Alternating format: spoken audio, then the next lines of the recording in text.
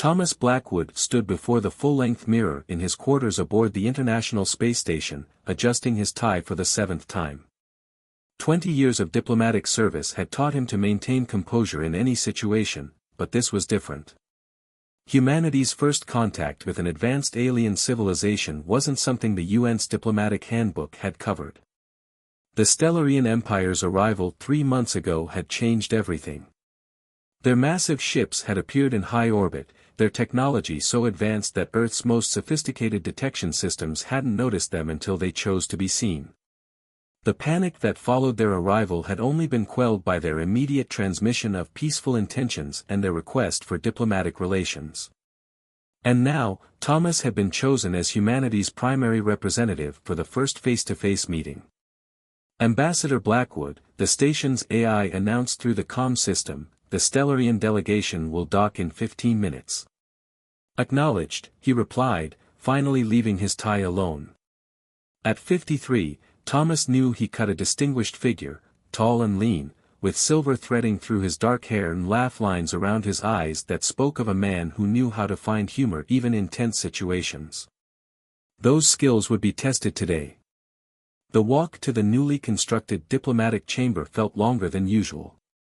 The station had been modified rapidly to accommodate the alien delegation, with the chamber designed to incorporate both human and Stellarian architectural elements.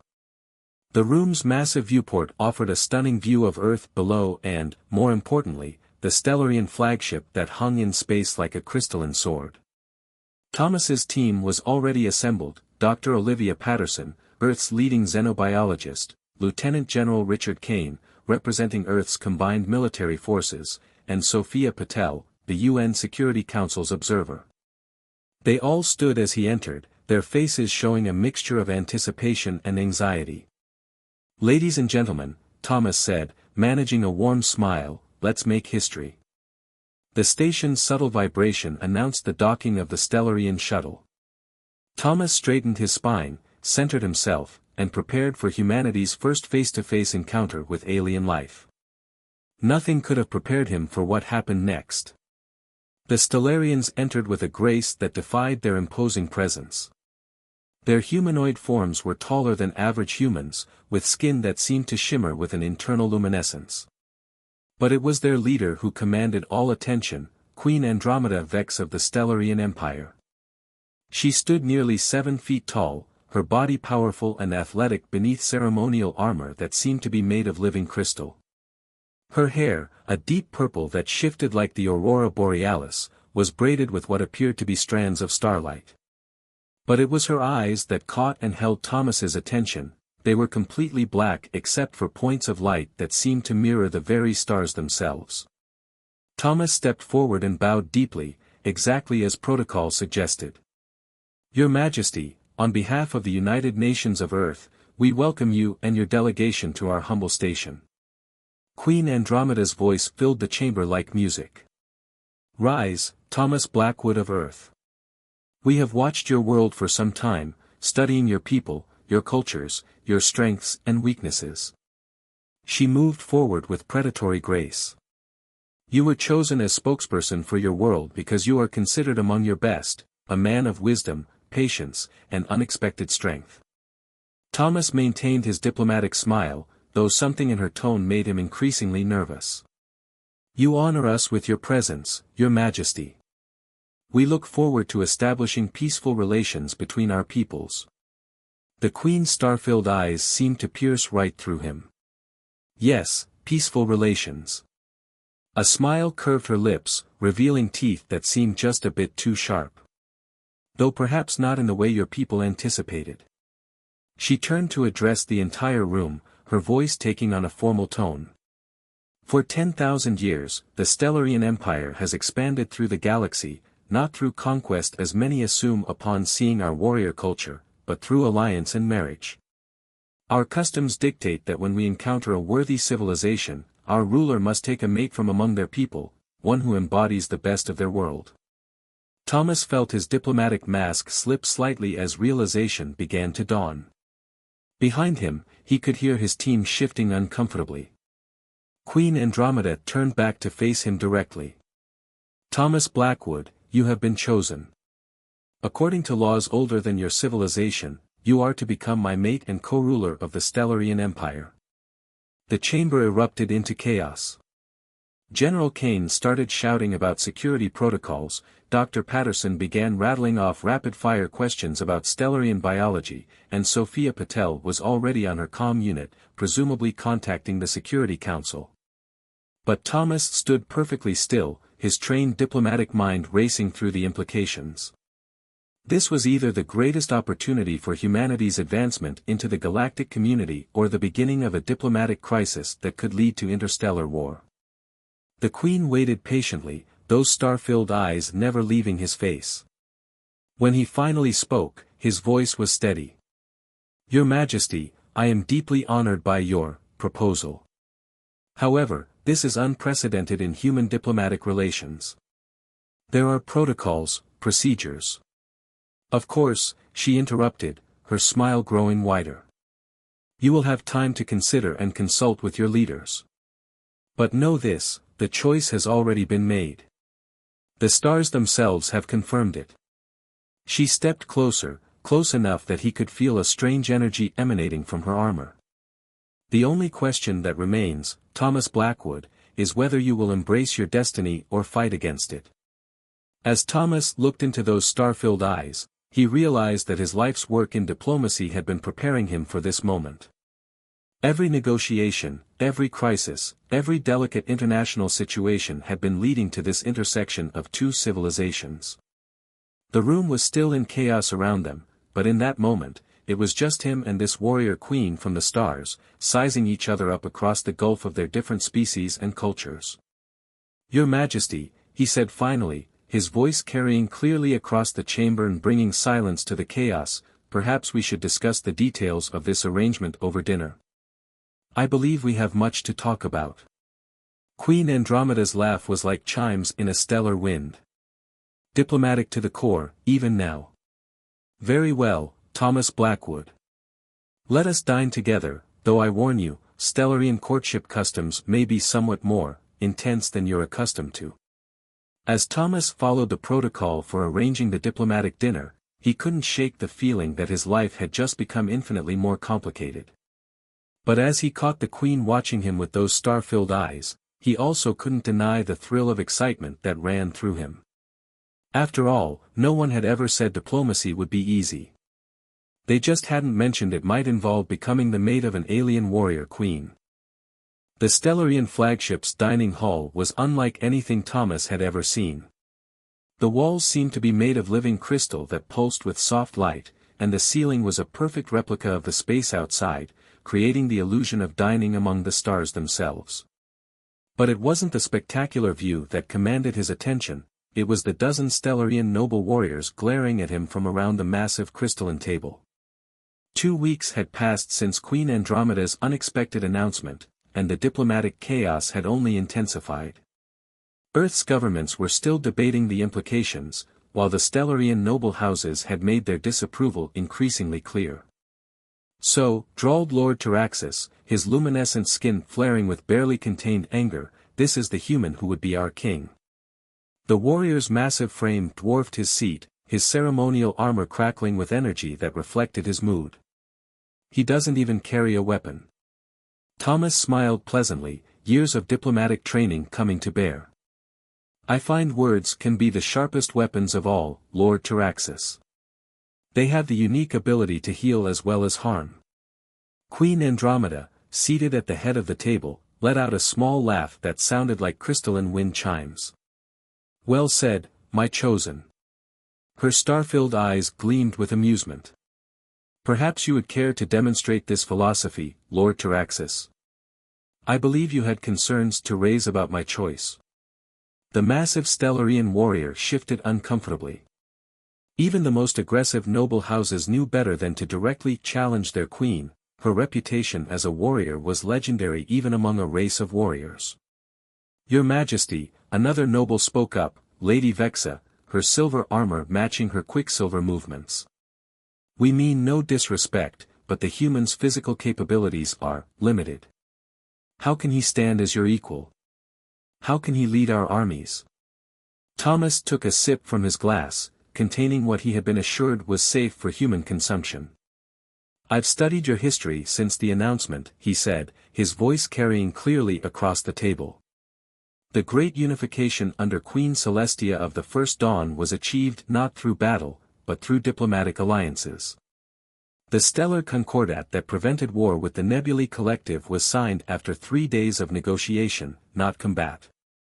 The nobles stirred, surprised by his knowledge of their history. Queen Andromeda's smile widened. "Your warriors are legendary," Thomas continued, "but even the mightiest empire needs more than just martial strength. You need bridges between cultures, understanding between peoples. We need warriors." Lord Taraxis slammed his fist on the table, causing the crystalline surface to resonate. "Not soft-spoken diplomats who hide behind pretty words." Thomas stood slowly, his movement drawing all eyes. "Then let me tell you about Earth's warriors, Lord Taraxis. Our history is filled with battles and conflicts, yes, but our greatest victories came when we learned to fight with wisdom as well as strength. A warrior who only knows how to destroy will eventually run out of things to destroy.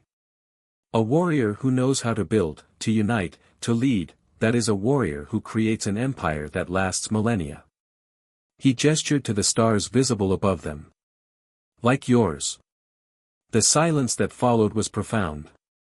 Queen Andromeda's eyes sparkled like supernovas as she watched her chosen mate handle her most difficult nobles. "You speak well, human," Lady Vexa admitted reluctantly. "But words alone will not satisfy our traditions. There are trials that any potential royal consort must face." "Indeed there are," Queen Andromeda interjected, rising from her seat. Her presence immediately commanded the room. "Thomas Blackwood will face the traditional trials, as our laws demand. But know this, he has already passed my trial. I have chosen him not just for his physical form, but for his mind, his spirit, and his potential to help lead our empire into a new age." She moved to stand beside Thomas, her towering form making him look small in comparison, yet somehow he didn't appear diminished. "The stars themselves have confirmed this match. Those who continue to question it question not just my judgment, but the very foundations of our empire." The threat in her words was subtle but clear. The nobles shifted uncomfortably in their seats. "Now," she continued, her tone lightening, "let us discuss the upcoming adaptation of our customs to accommodate our new human allies. Thomas has some fascinating suggestions about cultural exchange programs." As the conversation turned to diplomatic matters, Thomas caught sight of Lord Taraxis exchanging dark looks with several other nobles. The warrior's luminescent skin had darkened to a dangerous shade, and his armor's energy patterns had shifted to something that reminded Thomas of gathering storm clouds. Later that evening, as Thomas prepared to return to the Earth station, Queen Andromeda accompanied him to the shuttle bay. "You handled them well," she said, her voice carrying that musical quality that still sent shivers down his spine. "They're afraid of change," Thomas replied. "It's a universal constant, I've found. Even advanced civilizations fear what they don't understand." "And what about you, Thomas Blackwood?" She turned those star-filled eyes on him. "Do you fear this change? The trials ahead will not be easy. Some of our nobles will do everything in their power to see you fail." Thomas met her gaze steadily. "I've spent my life bringing different cultures together, finding common ground between people who thought they had none. This is just a larger scale of the same challenge." He smiled slightly. "Though I admit, I never expected to be doing it as the potential mate of an alien warrior queen." Her laugh echoed through the crystalline corridors. "You continue to surprise me, my chosen one. But remember, while your words may be your weapon, you will need to learn our ways as well. The trials ahead will test more than just your diplomatic skills." As Thomas boarded his shuttle, he couldn't help but think about the barely concealed hostility he'd seen in Lord Taraxis's eyes. He had meant what he said about words being weapons, but he suspected he would need to learn some new forms of combat very soon. Back in his quarters on the space station, he found a message waiting from the UN Security Council. They were concerned about the increasing tensions among the Stellarian nobles and wanted daily reports on the situation. They were also sending additional security personnel, though what good Earth security forces would be against beings who could bend energy to their will, Thomas wasn't sure. As he looked out his viewport at the crystalline Stellarian ships hanging in space, Thomas reflected on how quickly life could change. 2 weeks ago, he had been a respected but relatively unknown diplomat. Now he was at the center of humanity's greatest challenge and opportunity. The stars seemed to twinkle at him, reminding him of Queen Andromeda's eyes. Whatever trials lay ahead, he knew one thing for certain: the galaxy was about to witness a very unique form of diplomatic relations. The ancient arena of the Stellarian flagship gleamed like polished obsidian, its crystalline walls reaching up toward the star-filled ceiling. Thomas stood in the preparation chamber, examining the ceremonial armor Queen Andromeda had provided him. Unlike the living crystal suits worn by the Stellarians, this was designed specifically for human physiology, a masterpiece of engineering that would give him a fighting chance. The first trial begins in 10 minutes, announced Lady Vexa, who had surprisingly become one of his less hostile critics over the past week. Are you certain you wish to proceed? There would be no shame in withdrawing. Thomas smiled as he secured the last piece of armor. That's not true, Lady Vexa, and we both know it. Withdrawal would shame both Earth and Queen Andromeda. Besides, he adjusted the power settings as he'd been taught. I've spent the last week studying your traditional trials. I believe I have a chance. The warrior woman's luminescent skin flickered with what might have been respect. You've studied our ways well, but knowledge alone won't save you in the arena. These trials have broken warriors far stronger than you. Perhaps, Thomas replied, but they've never faced a diplomat before. The arena was packed with Stellarian nobles, their crystalline armor creating a dazzling display of light and color. Queen Andromeda sat upon her throne above the arena, her star-filled eyes fixed on Thomas as he entered. Even Lord Taraxis and his supporters were present, clearly eager to see the human fail. The first trial was traditionally a test of strength and combat prowess. Thomas would face 3 increasingly difficult opponents, using any means at his disposal to emerge victorious. The catch? Lethal force was forbidden, victory came through submission or incapacitation. His first opponent was a young Stellarian warrior, clearly chosen as a warm-up. The warrior charged forward with impressive speed, energy crackling around his armor. But Thomas had studied Stellarian combat footage extensively, and he recognized the standard opening moves of their warrior caste. Instead of attempting to match his opponent's strength, Thomas used the armor's enhanced mobility to dodge, letting the warrior's momentum carry him past. Interesting technique, Thomas commented loudly enough for the crowd to hear. Though I noticed you favor your left side, an old injury perhaps. From the Centaurian campaign. The young warrior faltered for just a moment, surprised that this human knew of his history. That moment was all Thomas needed. He activated his armor's energy field in a precise pattern, creating a feedback loop with his opponent's armor that sent the warrior stumbling. A quick sweep of the legs, and his first opponent was down. The crowd murmured in surprise. Queen Andromeda's lips curved into a subtle smile. His second opponent was more challenging, a veteran warrior who approached cautiously, having seen Thomas's unexpected victory. Their battle became a dance of energy fields and calculated movements, with Thomas weaving diplomacy into combat. Your house has a proud history of defending the Empire's borders, Thomas called out as he deflected a powerful strike. The Battle of the Crimson Nebula, your grandfather led the defense, didn't he? The veteran's attacks became more aggressive, but also less controlled. You dare speak of my family's honor? I speak of it with respect, Thomas replied, using the warrior's aggression against him. Your house's dedication to the Empire is legendary. Which is why I know you understand the importance of adaptation and growth. The veteran's rhythm faltered, creating an opening that Thomas exploited with a precise energy pulse that overloaded his opponent's armor systems. Another victory, though this one left Thomas breathing heavily. The final opponent was no surprise. Lord Taraxis himself stepped into the arena, his massive form radiating power. "No more clever words, human," he growled. "Let us end this farce." What followed was the most challenging 15 minutes of Thomas's life. Taraxis was not just powerful, he was skilled, and he had clearly studied Thomas's previous matches.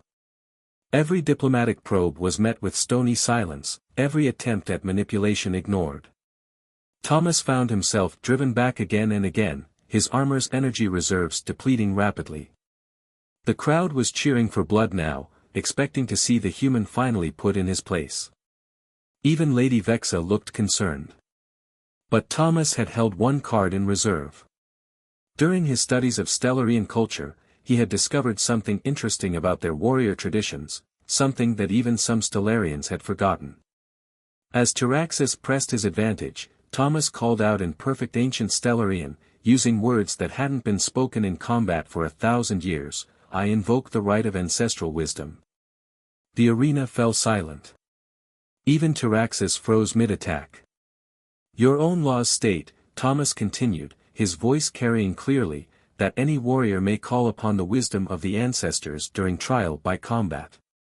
I choose to call upon the wisdom of Queen Celestia of the First Dawn, who taught that true victory comes not from defeating an opponent, but from turning an enemy into an ally." He deactivated his armor's offensive systems, a move that drew gasps from the crowd. "Lord Taraxis, you fight to protect your empire's traditions. I fight to help those traditions evolve and grow stronger. We need not be enemies." Taraxis stood motionless, his armor crackling with barely contained energy. The entire arena held its breath, waiting to see if he would strike down the defenseless human. Finally, the massive warrior lowered his weapons. "You fight with honor, Thomas Blackwood," he rumbled.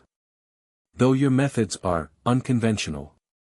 From her throne, Queen Andromeda's voice rang out, "The trials are complete. Thomas Blackwood has proven himself worthy through combat, wisdom, and the ancient laws of our people. Let any who would challenge this judgment speak now." The arena remained silent. Even Taraxis's supporters seemed thoughtful rather than angry. As Thomas left the arena, he found Lady Vexa waiting. "Impressive," she said. "Though I suspect Lord Taraxis won't remain convinced for long. His allies among the noble houses are still plotting." "I know," Thomas replied, removing his helmet. "But today's victory gives us time, and in diplomacy, time is often the greatest weapon of all." Later, in Queen Andromeda's private chambers, she approached him with an unusual expression, something between amusement and genuine admiration. "The right of ancestral wisdom," she said, shaking her head. "No one has invoked that law in centuries. Most thought it had been forgotten." "Your people's history is fascinating," Thomas replied. "Especially the parts that everyone else seems to have forgotten." She moved closer, her towering form casting him in shadow. "You continue to surprise me, my chosen one. Though I suspect we've only seen the beginning of Lord Taraxis's resistance." Thomas nodded, his expression growing serious. "There's something larger at play here. His reactions, his allies' movements, they're too coordinated. I think the trials were just a prelude to something bigger. Then we shall face it together," Queen Andromeda declared, her star-filled eyes blazing. "You with your words, me with my warrior's strength. Perhaps that is why the stars chose us, we complement each other." As Thomas looked up at his alien warrior queen, he couldn't help but smile. A diplomat and a warrior queen, working together to unite two civilizations. "I don't think the galaxy will ever be quite the same." "No," she agreed, her own smile showing those slightly too sharp teeth. "But perhaps that's exactly what both our peoples need." The crystalline gardens of the Stellarian flagship were designed to mimic the legendary floating gardens of their homeworld. Transparent flowers bloomed with starlight, and paths of luminescent crystal wound between pools of liquid that seemed to contain captured nebulae. It was here, among these otherworldly wonders, that Thomas first noticed something was wrong. He had been studying a particularly beautiful crystal formation when he overheard fragments of conversation from two passing noble warriors, something about ancient prophecies and pure bloodlines. It wasn't the words themselves that caught his attention, but rather the way the warriors fell silent upon noticing him.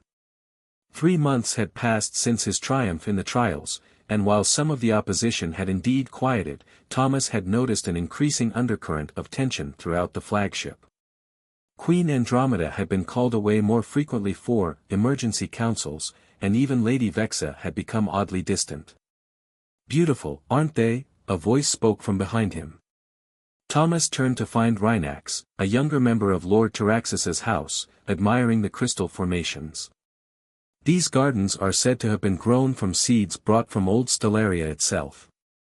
"Fascinating," Thomas replied, noting how Rhinax's armor energy patterns seemed unusually agitated.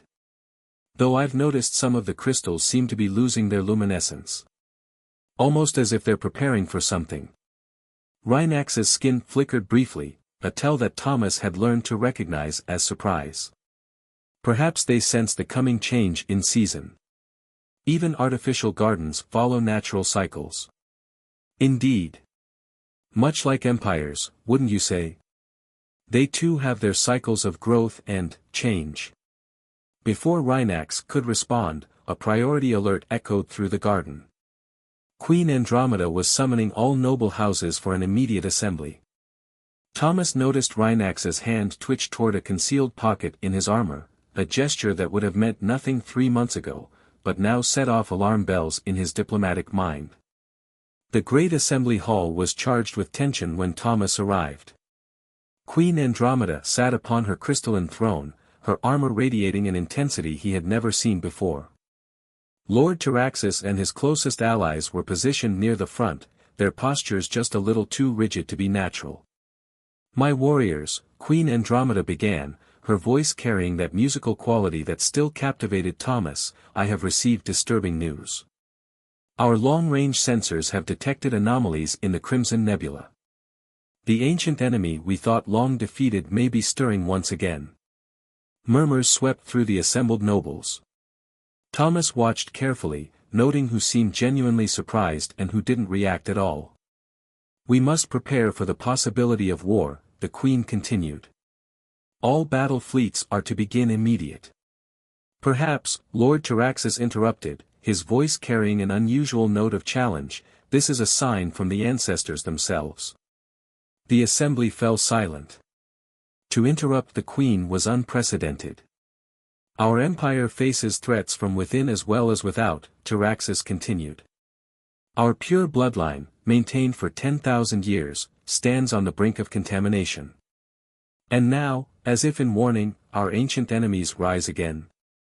Thomas saw it then, the pattern hidden in plain sight. The increasing emergency councils, the whispered conversations, the subtle positioning of certain noble houses' ships within the fleet. This wasn't just about him anymore. "My Lord Taraxis," Thomas spoke up, his voice clear and calm, "when you speak of ancient enemies, are you referring to the Void Hunters of the Crimson Nebula? Or perhaps..." He paused meaningfully, "the Shadowkin Empire?" The reaction was instant. Several nobles flinched visibly, and Taraxis's luminescent skin darkened dangerously. "How do you know that name?" he demanded. "As Queen Andromeda's chosen mate, I've been studying your history extensively. Including the classified archives about the Shadowkin Empire, your people's greatest allies before they betrayed you. They too believed in maintaining pure bloodlines. In fact, it was their obsession with genetic purity that led to their eventual downfall." Queen Andromeda's star-filled eyes narrowed as she looked at Taraxis. "Explain yourself, my lord. Now." But it was Lady Vexa who stepped forward, her silver armor gleaming. "I can explain, my queen. I have been gathering evidence." She produced a crystalline data core. "Lord Taraxis and his allies have been in contact with Shadowkin remnants. They plan to use the chaos of renewed conflict to stage a coup, removing you and installing a pure Stellarian leadership." The assembly erupted into chaos. Warriors took sides, energy fields humming to life as ancient house rivalries surfaced. But Thomas's voice cut through the tumult. "Look at your own history," he called out. "The Shadowkin Empire fell because they refused to adapt, to grow, to change. They believed strength came from purity, but they were wrong. True strength comes from diversity, from the combination of different perspectives and abilities." He moved to stand beside Queen Andromeda, acutely aware of how their physical differences highlighted his point. "Your queen chose me not despite my differences, but because of them. The stars themselves confirm this match because the future depends not on maintaining the past, but on building something new." "Pretty words," Taraxis snarled, his armor crackling with combat energy. "But words won't save you from what's coming. The Shadowkin fleet approaches even now, hidden in the nebula storms. When they arrive..." A new alarm blared through the assembly hall. On the massive stellar display, hundreds of ships were emerging from the Crimson Nebula, but they weren't Shadowkin vessels. "The Earth Defense Fleet," Thomas said calmly. "Arriving right on schedule." Queen Andromeda stood, her presence commanding instant attention. "Did you think I chose my mate blindly, Lord Taraxis? While you plotted in shadows, Thomas was coordinating with his people. Earth's most advanced ships now stand ready to defend their new allies. And not just ships," Thomas added. "Earth's quantum encryption experts have been working with loyal Stellarian technicians to harden your fleet's defenses against Shadowkin cyber attacks. Your conspiracy was doomed before it began." Taraxis roared in fury, raising his weapon, only to find himself surrounded by warriors loyal to the Queen, led by Lady Vexa. "The age of isolation is over," Queen Andromeda declared. "The stars chose Thomas Blackwood for a reason. Our empire will grow stronger through alliance with Earth, combining human adaptability with Stellarian strength. Those who cannot accept this change will face the consequences of their choice."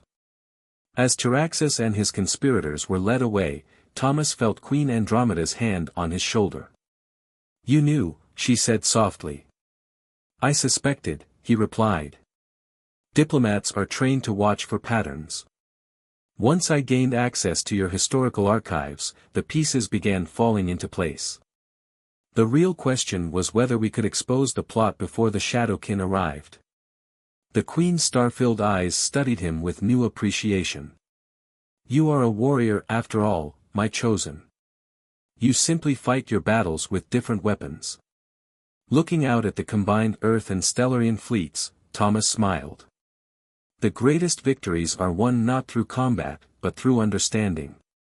Though I have to admit," he added wryly, "I never expected my diplomatic career to involve alien conspiracies and space fleets." "Life is full of surprises," Queen Andromeda agreed, her sharp-toothed smile gleaming. "And I suspect we have many more ahead of us." The coronation chamber of the Stellarian flagship blazed with the light of 1,000 crystalline formations, their glow reflecting off the assembled armor of warriors from two civilizations. Human diplomats and military officers stood shoulder to shoulder with Stellarian nobles, their differences highlighted yet somehow diminished by the historic nature of the occasion. Thomas stood before a mirror in his preparation chamber, adjusting the hybrid ceremonial garment that symbolized his unique position.